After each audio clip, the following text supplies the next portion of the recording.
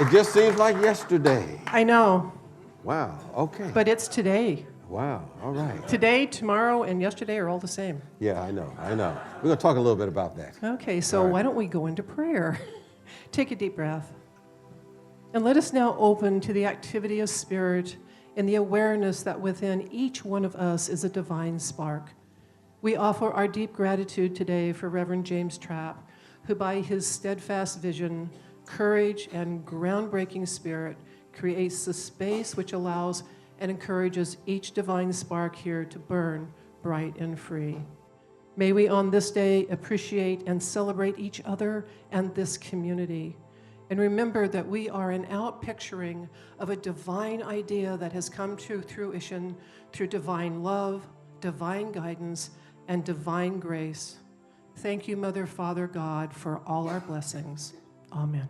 Amen.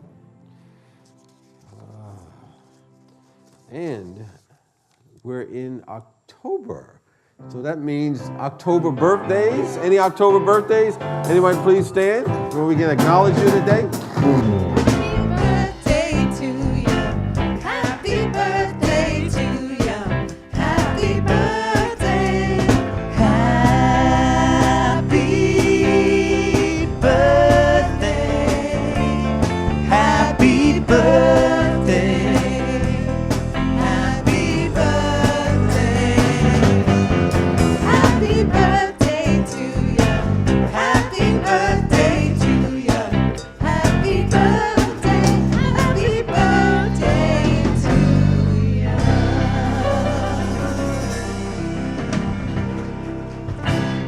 That song just will be winding its way through my brain for a whole week now. All righty.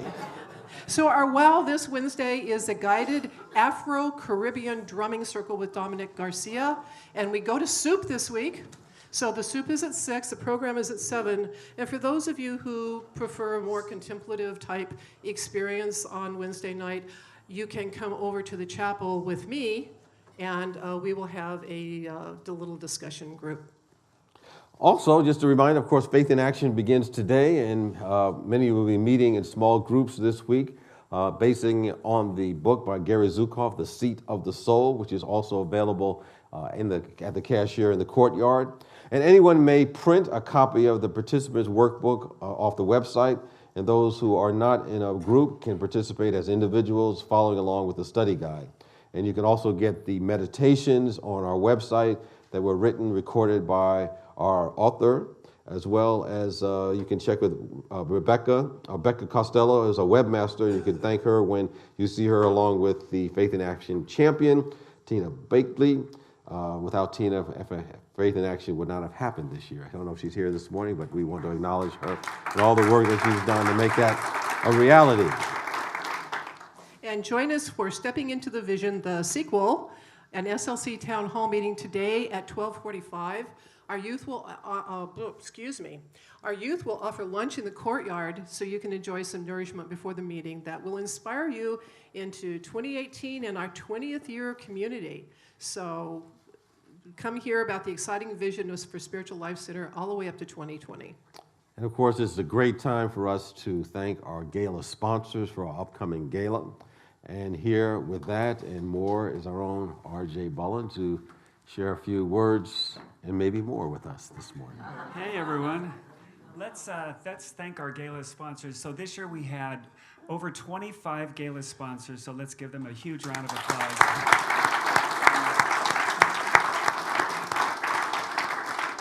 We'd like to highlight a few of our sponsors right now. At the national level, Randy Sizemore was a sponsor, and hang on just a second, Dr. Daniel McCrimmons, and then Josie Johnson and Tom Rose. So let's give them a big round of applause. And then a really big thank you to our global sponsors. So Rachel Lyman, who created Interfaith Explorers, and by the way, she manifested 500 people at the Sikh Temple a few nights ago. That's awesome. So, and Reverend Dave, so they were global sponsors, and we really appreciate you, Reverend Dave. And then for the third time in a row, 3 times this year, Robin DeLong had sponsored the Guys with Guitars. She sponsored the Spring Fling, and she's a global sponsor for the gala, and we really appreciate Robin. So let's give our sponsors a huge round of applause. It's going to be a great gala, and buy your tickets. We have 3 Sundays left to buy your tickets. Thank you very much, RJ. And, it's your turn. It's my turn. All right, go right ahead. Okay. How many of you participated in yesterday's fall planting party? Anybody here? All right. Stand up, please.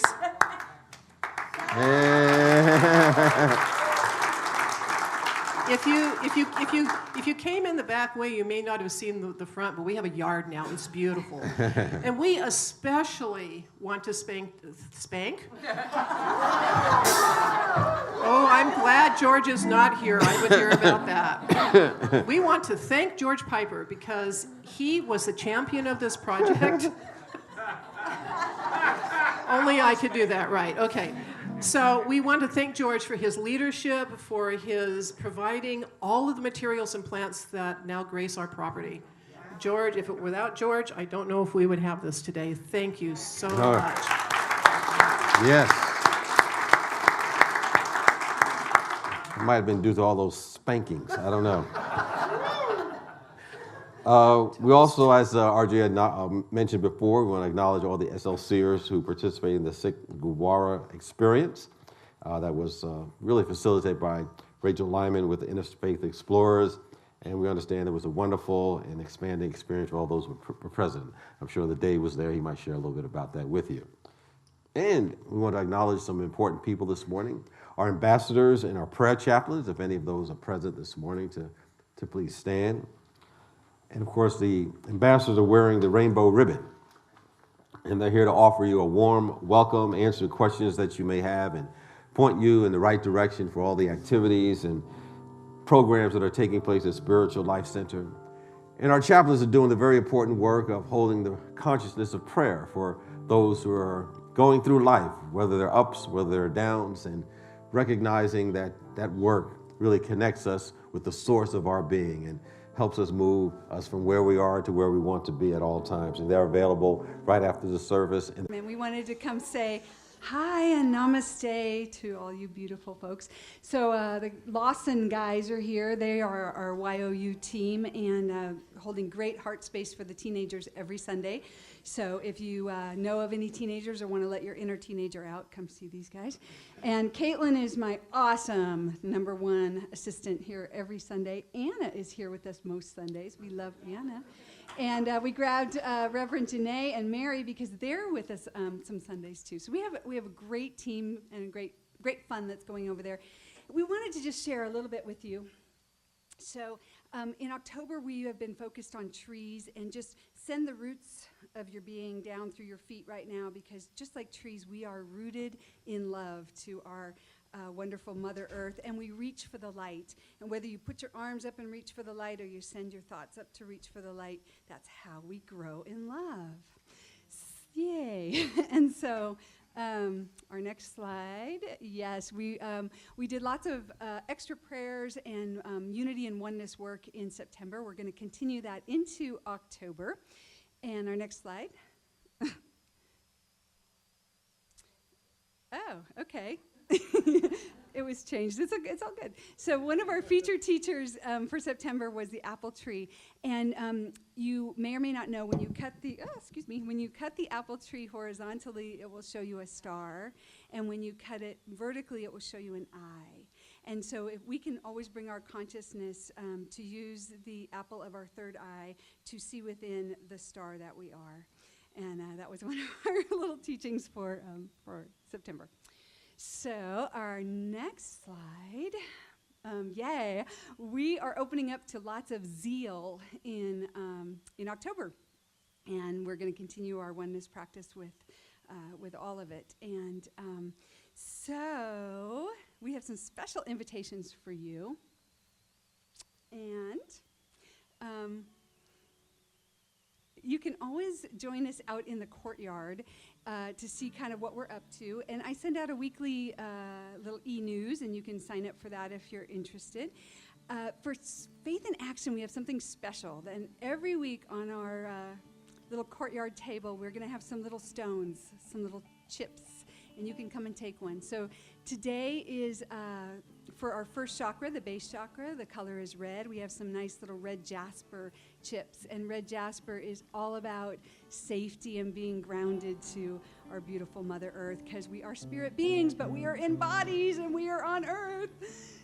We also have soup today. We are serving lunch, and it's a little fundraiser for our youth ed department. So if you're going to stick around or come back for the meeting, the town hall meeting that's happening at 12:45 today, we've got some delicious, nutritious lunch that we're serving up. We've got a nice pot of stone soup brewing over there, and some salad and bread and home-baked cookies, and we're going to sing it right now. We are serving soup. We're serving soup, soup of the soul. It's spirit soup, come have a bowl. We are nourishing our oneness. Our spirit soup will make us whole. We're putting faith and lots of love and all things good that we're made of. Our spirit soup is a celebration for God's gift of life and love. Good servant soup, soup of the soul. It's spirit soup, come have a bowl. We are nourishing our oneness. Our spirit soup will make us whole. Story of stone soup is a far-reaching fable. It's the teamwork and the oneness of which we're able. It puts our spirit soup upon God's table. Okay, let's sing it. We're serving soup, soup of the soul. It's spirit soup, come have a bowl. We are nourishing our oneness. Our spirit soup will make us whole. Our spirit soup will make us whole.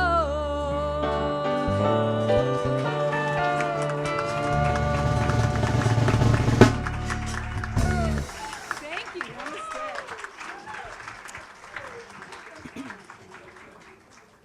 Thank you, Lori, and Youth Ministry. Okay. Well, so now it's time to hear the Faith in Action song for the first time. So you're all seated, so yeah, I guess you can just stay seated and learn it, unless you just feel just inspired to stand up and groove.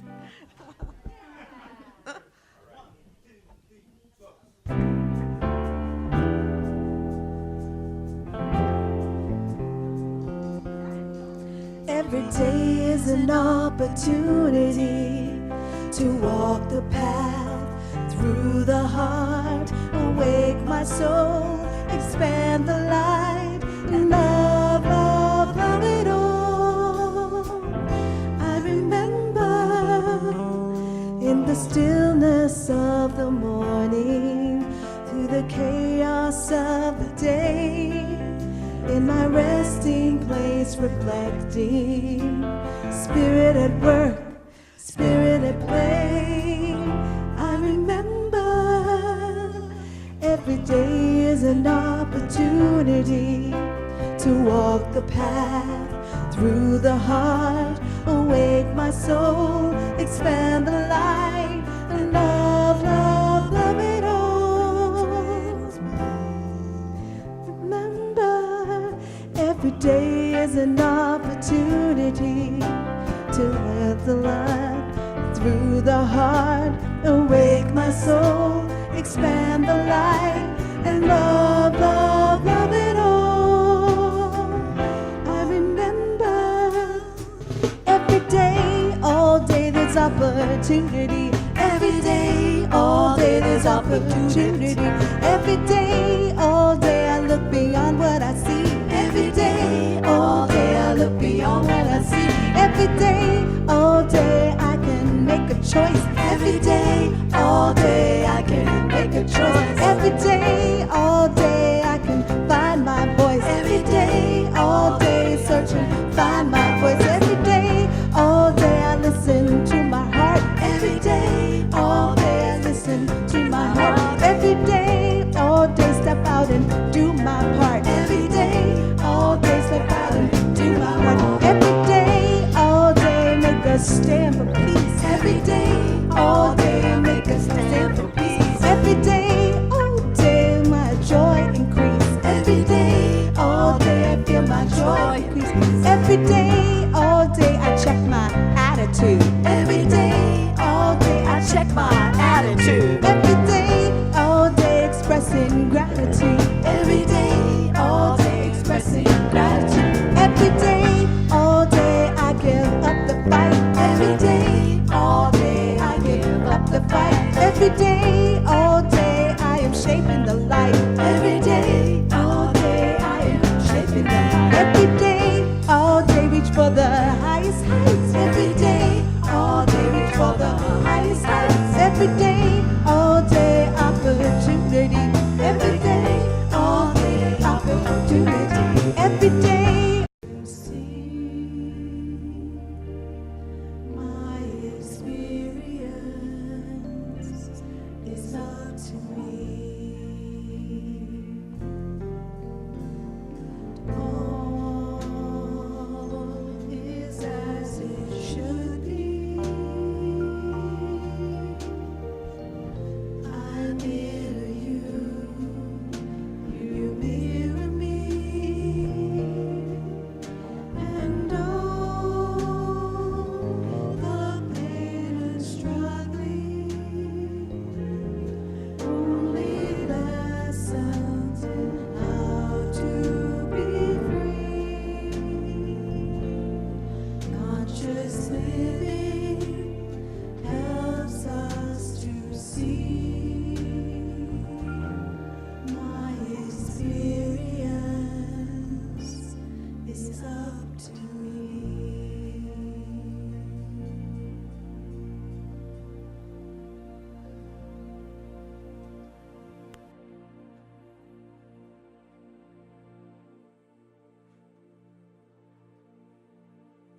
As we move into this time of meditation, let's breathe together.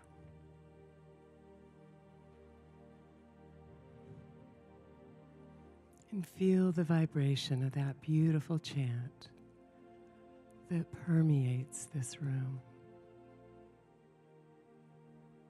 Breathe it in deep into your belly.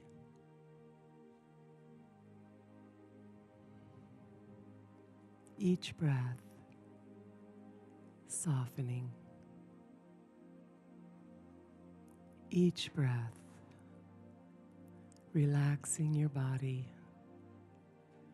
quieting your mind, and opening your heart. Your beautiful heart. That beautiful heart space in the center of your chest, expanding with each breath.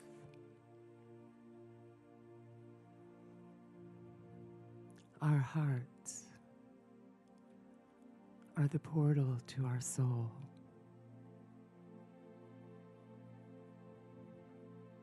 Feel what awaits you there in all its glory.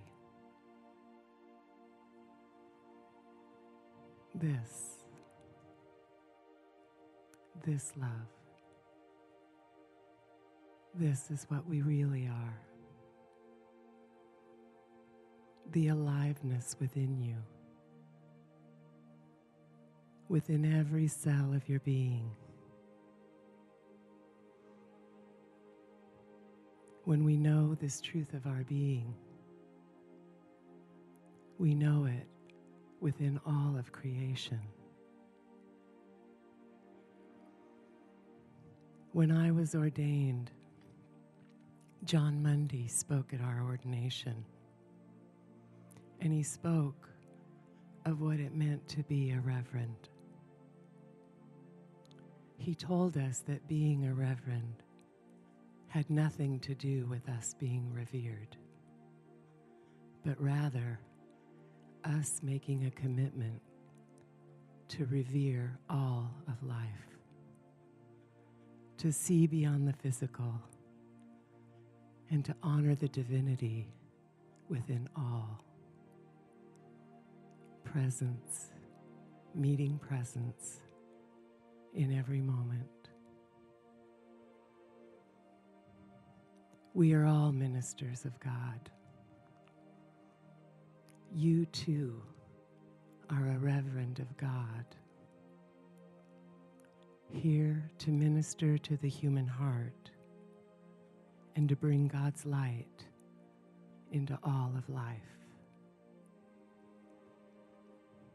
This wonderful, wonderful life that shows up exactly how we need it to fully awaken to this truth within us.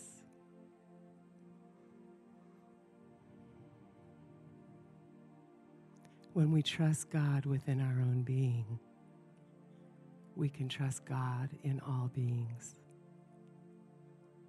All beings. Even when it appears as if someone has forgotten their soul, we remember. And we become their reminder of the sacred. That's why God has placed you there. It's as if God is whispering in your ear, they've forgotten.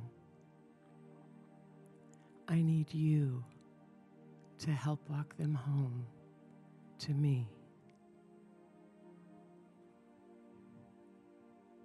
In every face I see the face of God. I see the beauty that surrounds me in every moment. And from that place of beauty, as we move into the silence, I invite you to hold within your heart someone that appears to have forgotten their soul. They've forgotten who they really are. Hold them in the love of your Creator, in the love of your God.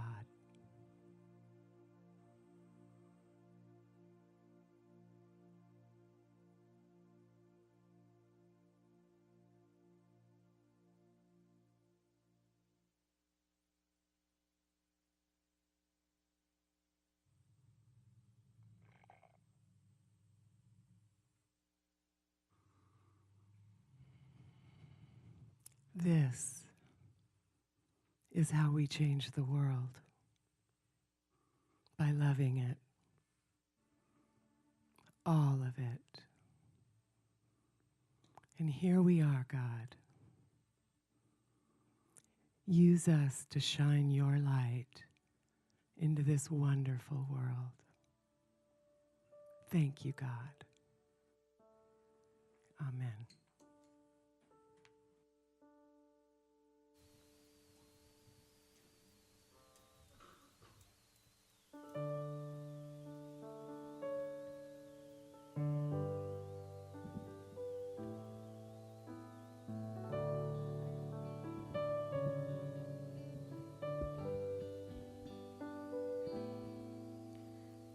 I see trees that are green, red roses too.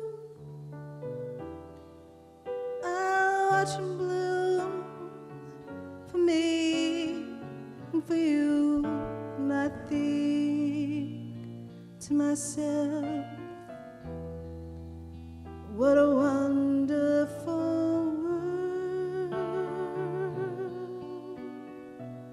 shaking hands, saying, how do you do?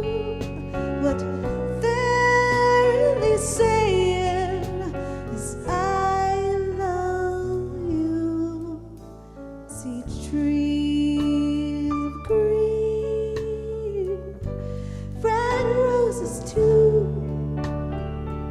I'll watch them bloom for me and for you.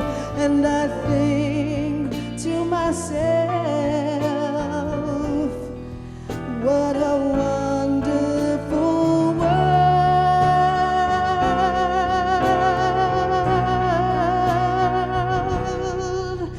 I think to myself,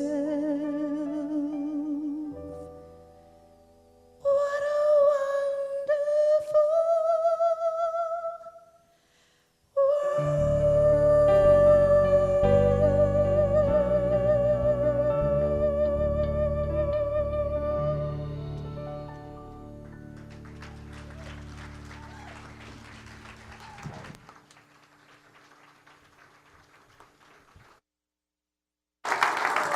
All righty. Ah, what a great song. What a great expression of that song, Katrina. Thank you for your presence this morning. Well, this being our first week in Faith in Action, we have an opportunity to have our artists to present an artistic expression of the themes each week. And we have two wonderful artists, Wanda McGuire, as well as Dave Lyman, and I believe they're going to present their artwork this morning and bring them up to the stage. And then I'm going to read their statement as to what their artwork represents and what they are expressing this morning. So, as we see Wanda coming forward, good to see you. All right, I'll start with you, Wanda. And the title of your piece is Becoming. And here's what she writes. Our five-sensory life, represented by the caterpillar, is limited to experiencing karma, thorns, seeking power, and feeling vulnerability. We wear the garment of fear, for we find only suffering. While in search of authentic power, we leave behind exploration with only its five senses and enter into a multi-sensory state that is represented by the chrysalis. Finding its ever-present intuition, our soul now moves into its true multi-sensory power, now being filled with loving kindness, reverence, and wisdom, never to feel alone again. Becoming the authentic empowerment of spirit, fulfilling our true purpose, we take flight as the butterfly. Becoming by Wanda McGuire. Yes.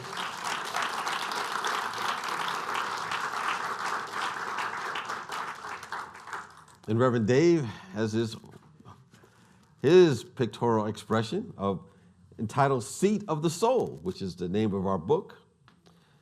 And he said, this photo demonstrates moving into multi-sensory perception, a part of the new humanity. The challenging part is relating to our physical body. The body is our pathway to authentic power, yet at the same time, our resistance to the next level. Each of us can step into the experience of another. Notice the person pushing the wheelchair. And in doing, we push karma to the next level. Lighting from the windows hint at the deeper essence instead of the outer shell of appearance. We can each step into the higher order where the heart is light, where there was none. In doing so, we too can emerge into the light of the divine. Seat of the Soul, our own Reverend Dave Lyman. All right. Oh. Maybe my next lifetime I'll be an artist like them. That's some really good stuff. Well, here we are. Faith in action once again. Seemed like we just had one. You know, when we talk about the word faith, I realize that it's often tossed around pretty readily in our life. And I think for many people it means to have faith in God or faith in something. And if we have enough faith in God, if we have enough faith in this something that we call God, then somehow this presence will answer our prayers. Maybe it'll solve our problems or the challenges that we're going through. Maybe it'll meet the needs that we think we need to have met in our life. And then somehow, if we're good enough, if we're worthy enough, that this presence will show up and rescue us from whatever we're going through or whatever circumstance that we may be facing in our life. Sometimes, I don't know about you, in my life in the past, I'd look at someone and I say, man, they have so much faith. I wish I had faith like them. And somehow we may think that some people have more faith than others. But as we learn that we all have faith. In fact, we have all the faith we're ever going to have. But the question always comes up, where are we going to direct it? Some people have faith every day. They say, today is going to be a bad day. And they put all their faith in that. And voila, they have a bad day. But we understand that faith is a spiritual faculty. You know, if we direct this power, sometimes it's only what we can see. Some people have faith in what has happened in the past. And if we limit our power of faith simply to what we've seen in the past, what may be happening right now, then we're limiting our faith capacity. But as I like to say, as we understand that faith is to believe in that which is not evident yet. You know, in the basic scriptural reference, it says that faith is the substance of things hoped for, the evidence of things not seen. Is that we're putting our faith in the invisible, that which is not here yet. Maybe has never happened before. And probably all the great things that have happened in our world have happened because someone put faith in something that had no precedent whatsoever. And as I like to say, have you heard me say in the past that what safe faith is, in my way of saying it, it says that when you believe in more in what you don't see than what you do see, what you don't see, oh, see, I got it messed up already. Let me back up a little bit. When you believe in more in what you don't see than what you do see, what you do see, you won't see. But what you don't see, you will see. That's faith. Putting your faith in that which we do not see right now. So faith has nothing to do with how things look at right now. Is that what we can imagine with our mind and put our energy in? You know, so this whole series of Faith in Action this year is based upon the book of Seed of the Soul by Gary Zukav. I think it was written 25, 26 years ago now. And it was a book that Oprah Winfrey said reset her whole career as to what her show is going to be like. It brought spirituality to daytime television. It's the biggest one that you can imagine. You know, it's like a city afloat. It's magnificent. It's huge. It's tremendous, as someone would say. And further imagine that the rest of the ships are not really ships, but little boats. And the mothership is our soul. And we're one of the little boats. The motherships know where we are in the water, even though we may not know it at that time. The mothership knows when we're going to encounter storms along the way. And our job is to have the awesome privilege of simply being the little boat to learn how to sail in the same direction as the mothership that's directing us in the right way. But of course, we have the power of choice. Knowing that we can create anything that we want, we can always sail in the opposite direction. We can go backwards if we want to. And if we do that, we'll probably run into rough waters. But if you sail in the direction of the mothership, then our life will be filled with meaning and purpose and love. And we're excited about being alive. And we're saying every day that life, you gotta love it. We're excited about the people that we're with. We're excited about following the mothership. And so he presents that analogy to indicate that's what our soul is, our personality trying to get in tune with that mothership. Now, of course, every analogy breaks down at some point, as somebody says, so the mothership seems to be separate from who and what we are. Okay, we're going to kind of move away from the third dimensional way of seeing things in our life. But we're really trying to come up with an analogy to describe what the soul is. It's really something beyond our human understanding. It is really something that's never been born and can never die. It was been here before we took this incarnation. It'll be here after we shuffle off the mortal coil. And that's different from our personality, something that we're born into, that we learn things about. And it feels anger, it feels cynicism and fear and judgment. It seeks to manipulate and control. We see that outpicturing in our world in so many ways. And so Gary is trying to tell us that our purpose in this life is to align with that mothership, to move closer to that essence of love and further away from any fear that we express in our life. And that's determined by our intention. So we have the intention either to infuse it with an us versus them, anger, resentment, manipulation and control, acquisition, or we can infuse everything that we do with a loving intention. Now, our personality can be loving and compassionate and wise. It's all of that. But all of those qualities don't originate from our personality. They originate from our soul and the experiences of our soul. And so life gives us all the opportunities to align with the mothership. Everything in life, I think, is one or two things for us to do. It's either for us to enjoy it or to learn from it, so that we can continue to evolve in our life. I was speaking to my son the other day who's starting college, and he said he had a lot of time to be thinking. And he was thinking about, I don't think I was thinking on this level. He said, what the purpose of life is. When you're 18, I wasn't thinking about the purpose of life. I thought the purpose of life is, get up every day, have fun, stay up late, and do a whole lot of other things that I won't mention here today. But I think in the end, he said, we come into the world because we don't really have any direction, no instructions on how to live, other than people around us. And some of those folks don't know how to live. But in the end, he said, I think we're here to have fun, help others, and be as compassionate as we can be with other people. So I think this text that we're studying is really getting our power back. Something that he describes as our authentic power.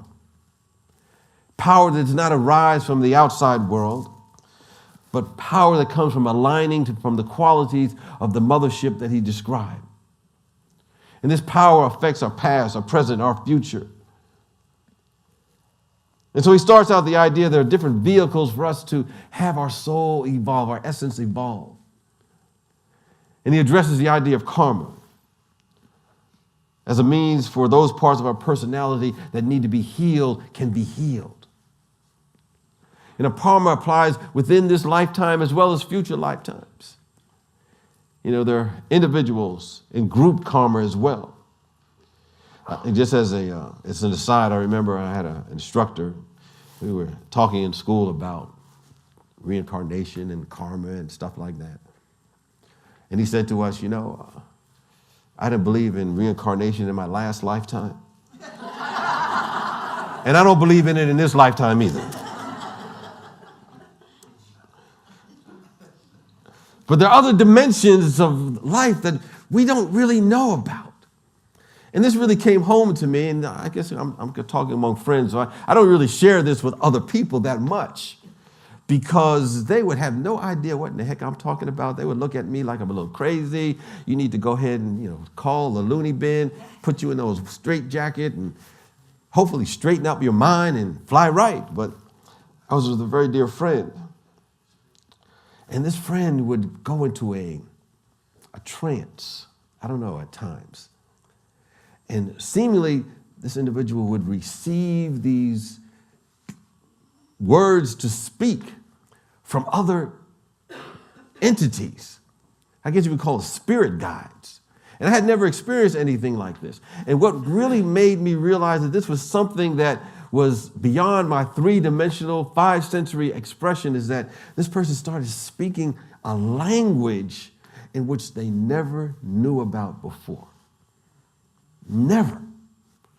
And so we recorded it after it happened because that person was really concerned about this happening to them. And so we went to go see a guy named Brian Weiss. I don't know if you ever read any book by Brian Weiss. Brian Weiss wrote a book called Many Lives, Many Masters. And he was talking about the idea of doing regression therapy on folks. And he was shocked because people not would only go to them when they're very young, but they go back to another time in which they could explain things that had no explanation, had never been there before. And so we were asking him, what is it that they needed to do in order to have them, not these spirits, these entities, not come through that person again? And she said, you had to just tell them to stop. That's it. You just tell them, don't come here anymore. And they did. And they stopped coming back. And I was thinking, you could have used that, made a whole lot of money, but, I guess you didn't want to do that, But anyway, Gary Zukav told the idea that karma is a vehicle that we can use to grow ourselves. Because he says that every action, every thought, every feeling is motivated by an intention. And that intention is a cause that exists as one with an effect. And if we participate in the cause, it is not possible for us not to participate in the effect. In other words, we receive from the world what we give the world. Or to put another way, as we like to say, what goes around comes around. The measure you give is the measure you get. It says that what you sow, you shall reap. Or as somebody said, karma gonna get you. But all those principles simply reflect the fundamental idea that things don't just happen.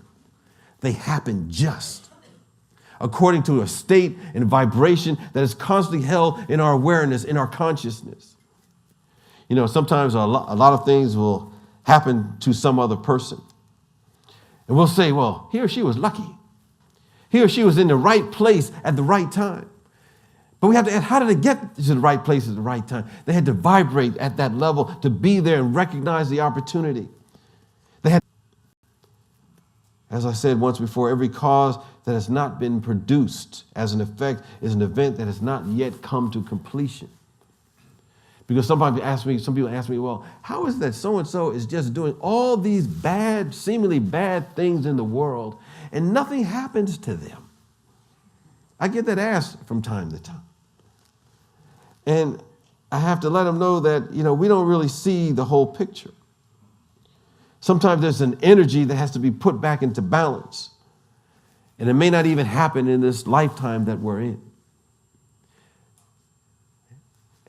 I was having a conversation with someone about controversy over the kneeling at the football games.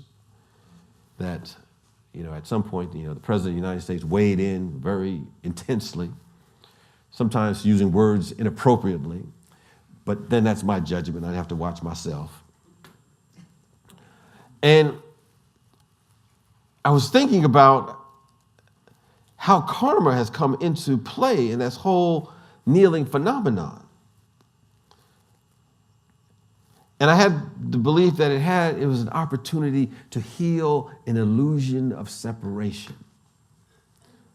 Let me see if I can get this out a little bit, because I think a little bit outside the box in these things. I try to see how the spirituality applied to what's going on in the world as opposed to what we see with our three-dimensional way of seeing things. And of course, we have a perspective that those who were kneeling were, of course, coming forth with the idea that there had to be some attention drawn to the unjustified shootings in certain communities versus those who felt they were dishonoring the anthem, dishonoring the flag. And those who have been weighing in on the controversy are really seeing things through their own lens. They're seeing things through their own perception as to what is true and right for them. And based upon the reports that we receive, there seems to be an irreparable divide of separation between the two groups. But Thich Nhat Hanh said something, who was a Vietnamese Buddhist, monk, and peace activist. He said, we're here to awaken from the illusion of separation. The sense of separation over this disagreement, as well as other issues in this country and the world, have been latent for a long time. So this has been going on for a while. But as we grow spiritually and we begin to align with our soul, we realize we are here to rise up and begin to break down that illusion of separation. And the way that we begin to do that is take the words of St. Francis of Assisi in his peace prayer. And he said, we should not so much seek to be understood, but to understand. He is suggesting, at least temporarily, that we kind of get off our position on issues and put ourselves in another person's shoes in order to understand their perspective, so that we can listen to one another, engage in meaningful conversation, and lead to the soul of a collective community to heal. Because everything in life is to be enjoyed and learned from. And I think what we're here to do is look for the evidence to align with those things that are in tune with our soul, the mothership, so we can realize our oneness. And so I think the challenges that we face today, I really bring to the surface those things that have been swept under the rug, that have been hidden in the shadows, that had really come about because of America's original transgression of slavery, in order to realize how we can heal that.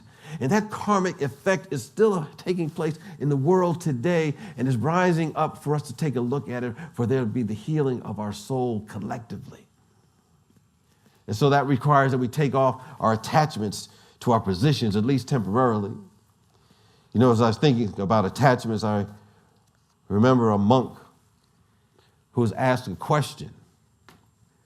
And the monk didn't have the answer to the question and said, you know, I have to go back to the head monk, and what I'll do, I'll email you the answer. And the person asked the monk, are monks allowed to email? Because, you know, he didn't think so. He said, yeah, we can email as long as there are no attachments.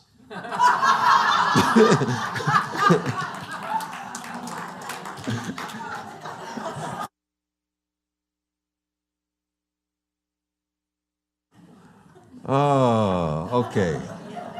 You can see my weird sense of humor. Those are things that just kind of crack me up. But this brings me back to the karmic aspect of what was started by, you know, the former 49er quarterback, Colin Kaepernick. He was the first one to start kneeling. He was suggested to do this by a friend who was a veteran who chose to stand rather than kneel. And there's no right or wrong, it's just a matter of perspective. But the whole idea was that there was a cause that was started years ago in which there's an effect that's rising to the surface for there to be that healing. That was my point. Because Thomas Jefferson said something to the effect, I tremble for my country when I reflect that God is just and justice shall not sleep. There's a fault line of separation that originates from that original transgression of America. It remains to be healed on a collective level. There's a collective soul healing that can take place.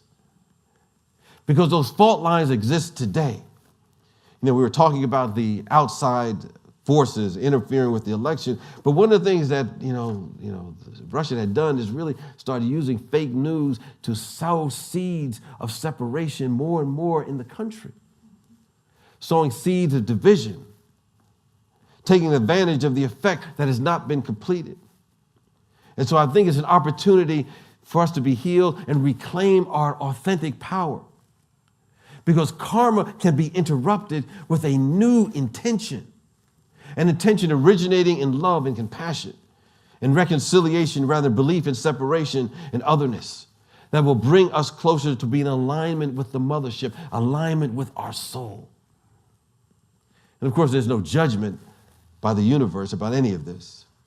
It's about balancing of energy. And Gary Zukav poses the question, well, if we do not judge these things, how can there be justice when one has seemingly done harm to another? And he brings up the example of Mahatma Gandhi, who was beaten several times during his life and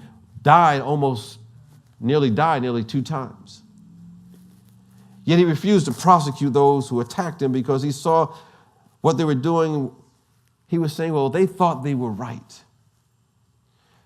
It's not he did not believe in justice, but rather he believed in non-judgmental justice. And he can still hold others accountable through the courts and justice system.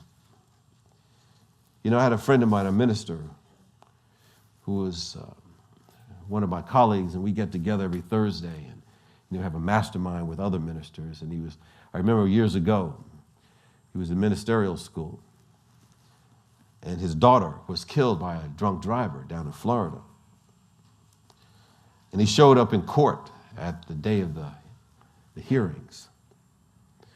And he forgave the person that caused this tragedy to his family.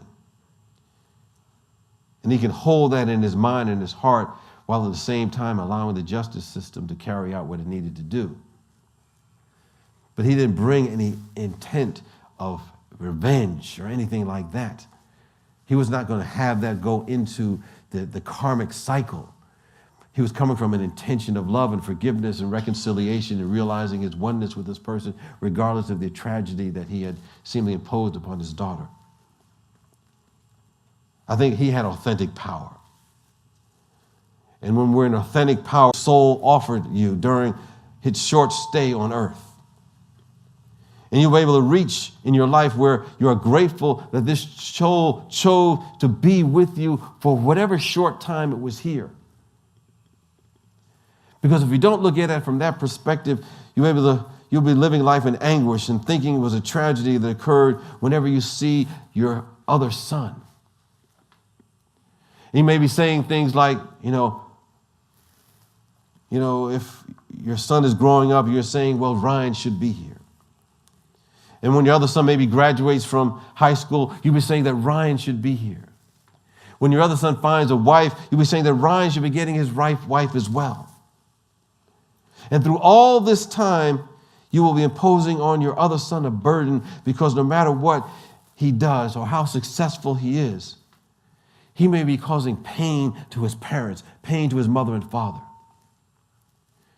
But if you look at Ryan as a great soul who voluntarily entered the earth school and voluntarily left it in order to be with you and offer a gift, you will begin the process of fathoming and appreciating and being grateful for the power of the interaction you had with him while he was here. And you'll be able to receive the gift that soul brought. And it will give you and everyone else something that will uplift you rather than bring you down. And when he gave that story about how to see these things from a soul perspective, everyone that was there was affected by the story. And even though that soul had only been on earth for 4 days, it had an impact on other people's lives. And if we limit our experience only by what we can see, we miss the essence of the soul. But we can still feel and sense his presence now. I think when we're authentically empowered, we realize that with every human disappointment, there is a soul appointment, waiting to see and help us remind us who and what we are. In life, when people fail us, we trust God, we trust the soul, and we love humanity. When circumstances fail us, when life seems to fail us, we trust God, we trust the soul, and we love life along the way. And as we do that, we can say, life, you got to love it. Because it's an opportunity for us to grow, unfold, to learn, and enjoy it.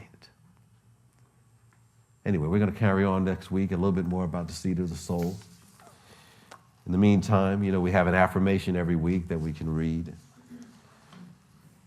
It's in your book. I'll read it first. Is it going to be overhead? No, I don't know if it's on our overhead or not. It's in our bulletin? Okay. Oh, okay. I'll read it once and then we'll all read it together. And it says, I set my intention to see everyone and everything with reverence, responding to each encounter with loving kindness.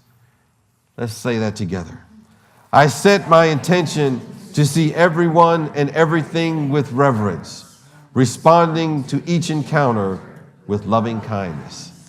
And as we're waiting for our musicians to prepare to serenade us, let us prepare this time of receiving our offering. And know that as we are giving, we are getting in tune with a law of giving and receiving. Knowing that whatever we give out comes back to us in ways we never imagined. And what we give is supporting this community to help transform lives and make a difference in our world. So as you take your tithe, your love offering, your gift, or if you've given already, know it is making a difference in this community and our world. So let's say our offertory blessing together. Divine love, as me, blesses and multiplies all that I am, all that I have, and all that I circulate. Thank you, God.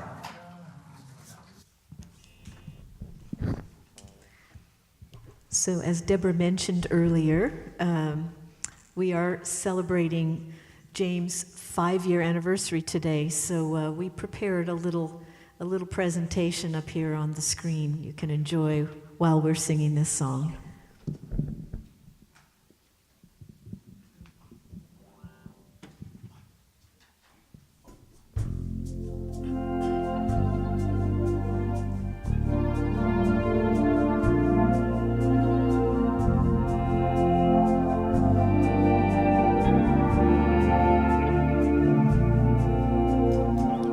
Do you ever feel like a plastic bag drifting through the wind, wanting to start again? Do you ever feel so paper thin, like a house of cards, one blow from caving in?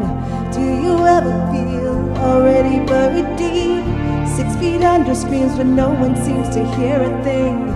Do you know that there's still a chance for you? 'Cause there's a spark in you.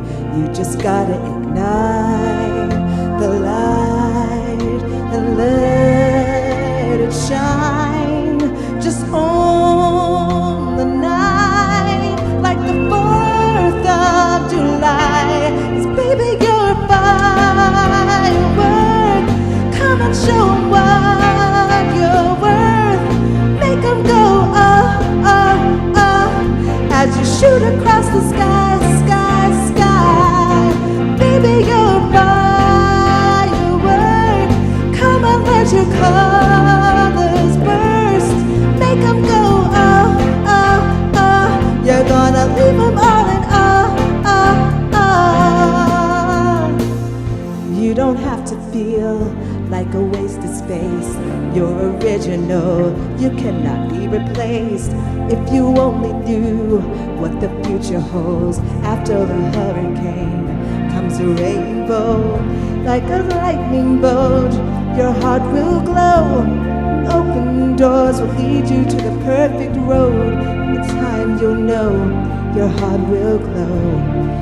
You'll know you gotta ignite the light and let it shine. Just on the night like the 4th of July. Baby, you're a firework. Come and show 'em what you're worth. Make 'em go, as you shoot across the sky.